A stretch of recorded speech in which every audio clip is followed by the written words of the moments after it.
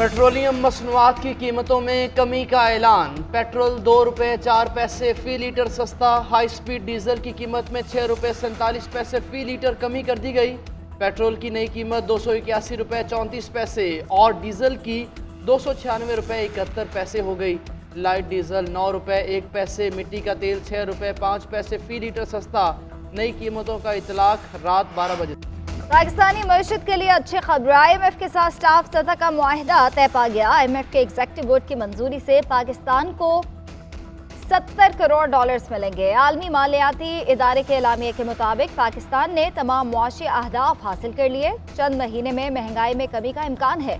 पाकिस्तान ने बिजली की कीमतों को बर वक्त एडजस्ट किया। पाकिस्तान मार्केट की बुनियाद पर एक्सचेंज रेट जारी रखेगा। एक्सचेंज मार्केट पर दबाव कम हो रहा है। मालियाती खसारा कंट्रोल करने के लिए मजीद इकदाम की जरूरत है। दोस्त ममालिक के ताउन से पाकिस्तान में मुआशी इस्तेहकाम आ रहा है। निगरान वज़ीर आज़म अनवारुल हक काकड़ से IMF mission chief Nathan porter की मुलाकात। पाकिस्तान और IMF के मुआहिदे से आगाह किया। अहदाफ को पूरा करने के लिए हुकूमती कोशिशों का एतराफ़ किया। वज़ीर आज़म का IMF के साथ मुतफ़िक़ा इस्लाहाती कोशिशों के लिए हुकूमत के। वर्ल्ड कप में शिकस्त के बाद कौमी टीम में उखाड़ पिछाड़। बाबर आजम कौमी टीम के कप्तान नहीं रहे। शान मसूद टेस्ट टीम के कप्तान। शाहीन शाह अफरीदी को T20 टीम की कप्तानी मिल गई। वनडे टीम की कप्तानी का फैसला बाद में होगा। Chairman PCB management committee Zaka Ashraf और बाबर आजम की मुलाकात का एलामिया जारी। कहा गया बाबर आजम को वाइट बॉल क्रिकेट में कप्तानी से फारिग किया गया। टेस्ट टीम की कप्तानी जारी रखने का कहा गया। बाबर आजम ने अहले खाना से मुशावरत के बाद इस्तीफे का फैसला किया। PCB बाबर आजम के फैसले का एहतराम करता। कप्तानी छोड़ना मुश्किल फैसला था, लेकिन यही दुरुस्त वक्त है। तीनों फॉर्मेट में बतौर खिलाड़ी टीम का हिस्सा रहूंगा। PCB ने जो मौके दिए उस पर शुक्रगुजार हूँ। नए कप्तान को तजुर्बे की बुनियाद पर सपोर्ट करूंगा। बाबर आजम का तीनों फॉर्मेट की कप्तानी छोड़ने का ऐलान। सोशल मीडिया पर पैगाम में लिखा, 4 साल में खेल के दौरान बहुत उतार चढ़ाव देखे। इस सारे अरसे में दिल और जान से पाकिस्तान की इज्जत और नाम दुनिया भर में सरबुलंद करना मेरा अव्वलीन मकसद रहा। वाइट बॉल क्रिकेट में नंबर 1 बनना तमाम खिलाड़ियों की मेहनत का नतीजा था।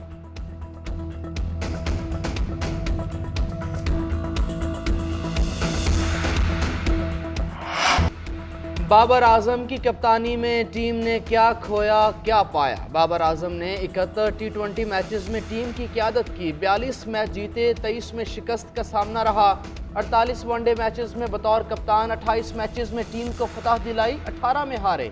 18 टेस्ट मैचेस में भी टीम की कप्तानी का बार उठाया। 8 मैचेस में फतह का जाम पिया, 6 में शिकस्त हुई। बाबर आजम की कप्तानी में कौमी टीम ने T20 वर्ल्ड कप 2021 का सेमीफाइनल, 2022 वर्ल्ड कप का फाइनल खेला। T20 एशिया कप के फाइनल में भी रसाई हासिल की। बाबर आजम की कप्तानी में कौमी टीम ICC रैंकिंग में पहली पोजीशन पर फाइज रही। ऑस्ट्रेलिया और इंग्लैंड के खिलाफ होम सीरीज में कौमी टीम को शिकस्त हुई। सिर्फ एक होम सीरीज में कामयाबी मिली।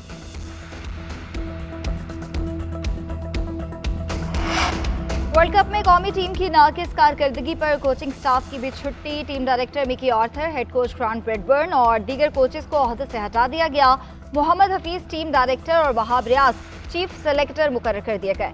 PCB के इजलास में ज़का अशरफ का कोचिंग स्टाफ पर अदम एतमाद। मिकी आर्थर और ब्रैडबर्न को नेशनल क्रिकेट अकेडमी में जिम्मेदारी सौंप दी गई। PCB के एलामिया में कहा गया कि तमाम कोचेस नेशनल क्रिकेट अकेडमी में काम जारी रखेंगे। PCB ऑस्ट्रेलिया और न्यूजीलैंड में होने वाली सीरीज के लिए मुकर्ररा वक्त पर नए कोचिंग स्टाफ का ऐलान करेगा।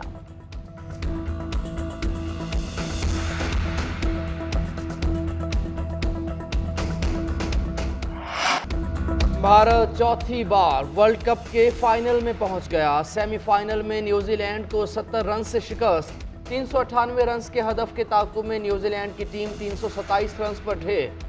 भारतीय बॉलर मोहम्मद शामी ने कीवीज बैटिंग को तहस नहस कर दिया। 37 रन देकर 7 खिलाड़ी आउट किए।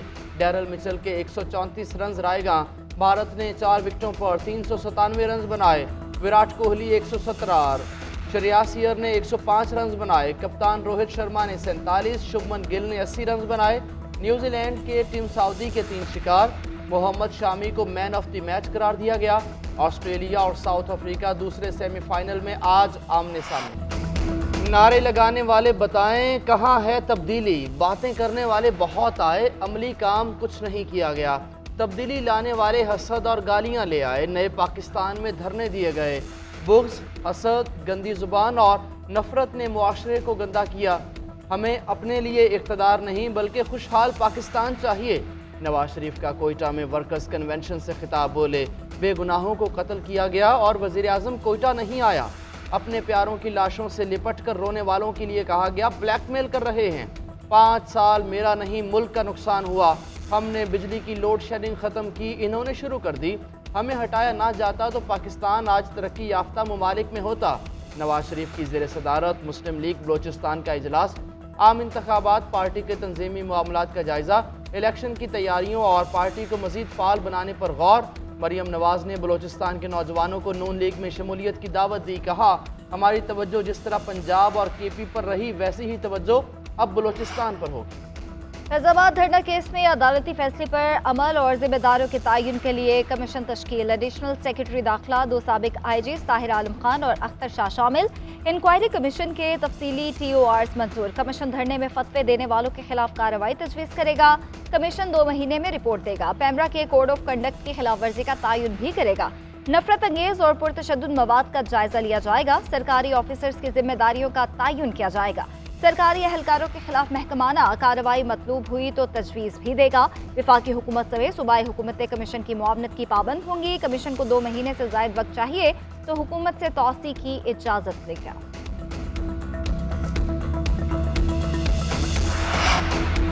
फैजाबाद धरना कमीशन मुकम्मल बाइख्तियार होगा, किसी को भी तलब कर सकेगा। सुप्रीम कोर्ट ने वाजे कर दिया। चीफ जस्टिस ने रिमार्क्स दिए, किसी को इस्तिस्ना नहीं। कमीशन सबको बुला सकता है। कमीशन जिसे बुलाए वो ना आए तो उसे गिरफ्तार करा सकता है।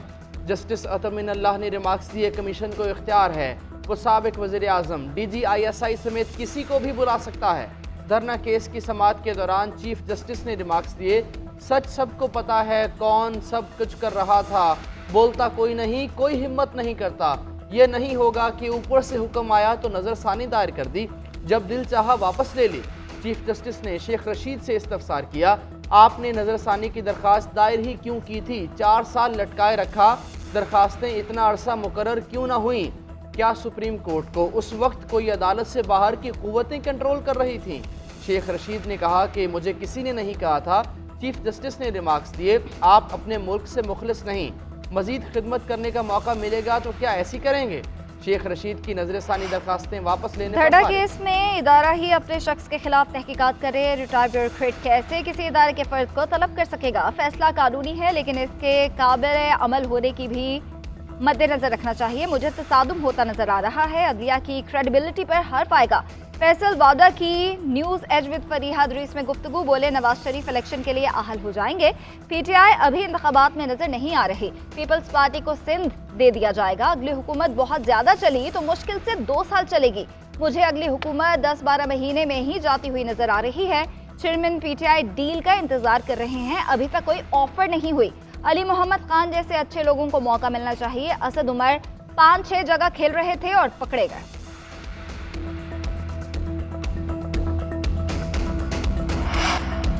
शाह महमूद कुरैशी की मुश्किलात बरकरार। इस्लामाबाद हाई कोर्ट ने साइफर केस में दरखास्त जमानत मुस्तरद कर दी। अदालत का ऑफिशियल सीक्रेट अदालत को 4 हफ्तों में साइफर केस का ट्रायल मुकम्मल करने का हुक्म। Chief justice Islamabad high court justice Aamir Farooq ने शाह महमूद कुरैशी की जमानत मुस्तरद करने का तहरीरी फैसला जारी कर दिया। कहा गया, शाह महमूद पर साइफर केस में जुर्म की हौसला अफजाई और मुआवनत के इल्ज़ाम हैं। उन पर भी उतनी ही जिम्मेदारी है जितनी करने वाले की होती है। सेक्शन 5 के तहत जुर्म के इर्तकाब की सज़ा उम्र कैद या सज़ाए मौत है। शाह महमूद कुरैशी की ज़मानत भी मरकज़ी मुलजिम से जुड़ी है। उधर लाहौर की इंसदादी दहशतगर्दी अदालत ने जलाओ घराव केस में तहरीक इंसाफ के 8 रहनुमा इश्तिहारी करार दिए। हमाद अजहर, मुराद सईद, मुशर्रत जमशेद चीमा, जमशेद इकबाल चीमा, फर्रुख हबीब, असलम इकबाल, हसान खान न्याजी और जुबैर खान न्याजी शामिल। शौहर से तन्हाई में मुलाकात की इजाज़त दी जाए। चेयरमैन PTI की अहलिया बुशरा बीबी के इस्लामाबाद हाई कोर्ट में दरख्वास्त दायर। दरख्वास्त में मौक़िफ़ इख्तियार किया कि अदालती अहकामात पर हर मंगल को चेयरमैन PTI से मुलाकात की इजाज़त है। अहलकारों की मौजूदगी में मुलाकात के बायस ख़ानदान के मामलात पर बात नहीं हो पाती। शौहर से तन्हाई में मुलाकात की इजाजत दी जाए।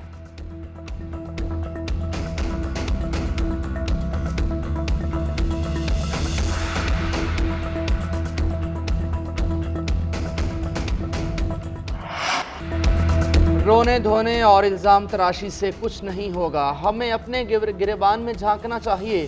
साबिक वज़ीर आज़म शहबाज शरीफ का बिलावल भुट्टो को मशवरा। बोले, बिलावल छोटे भाई की तरह हैं, हमने 16 माह साथ काम किया, हमें पुख्ता सियासत की जानिब बढ़ना चाहिए। जिसको अवाम वज़ीर आज़म मुंतखब करेंगे, कौम उसे कबूल करेगी। मखलूत हुकूमत के मुशावरत से फ़ैसले होते थे, मनफी बात यह थी कि फ़ैसलों में ताख़ीर होती थी। हमने मुल्क को दिवालिया होने से बचाया, हमारी सियासत को नुकसान पहुँचा, रियासत बच गई और सियासत भी बच जाएगी। शहबाज शरीफ की लश्करी रईसानी के साथ मुलाकात, पार्टी में शमूलियत की दावत। लश्करी रईसानी ने कहा, सियासी अमल का हिस्सा बनूंगा, बहुत जल्द फैसला हो जाएगा।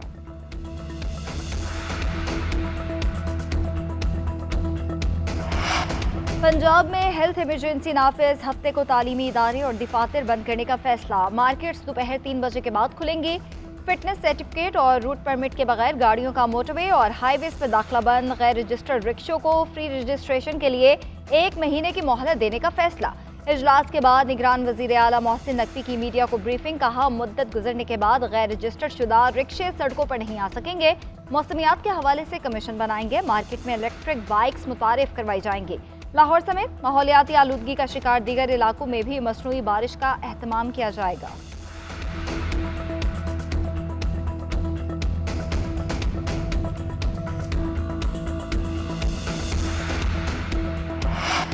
दस साल से कम उम्र के बच्चे भी हज कर सकेंगे। निजी हज स्कीम्स में 80 साल से ज़ायद अफराद के लिए खिदमतगार साथ रखने की शर्त में नरमी। सरकारी और निजी स्कीम्स का गैर इस्तेमाल शुदा स्पॉन्सरशिप कोटा सऊदी अरब हुकूमत को वापस किया जाएगा। विफाकी काबीना ने नई हज पॉलिसी की मंजूरी दे दी। सऊदी अरब और कतर के साथ 2 तरफा सरमायाकारी मुआहिदों पर मुज़ाकरात करने की मंजूरी।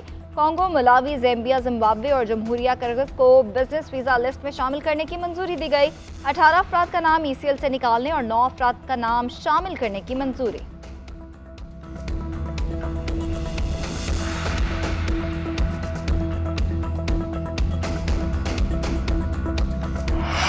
भारत पर मैच में धांधली का इल्ज़ाम। बरतानवी जरीदे डेली मेल का भारतीय बोर्ड पर बगैर इजाज़त पिच की तब्दीली का इल्ज़ाम। पिच ICC कंसल्टेंट की निगरानी में तैयार होती है, भारतीय बोर्ड ने बगैर इजाज़त तब्दील की। डेली मेल के मुताबिक सेमीफाइनल के लिए पिच नंबर 7 का इस्तेमाल होना था, जो बिल्कुल नहीं है।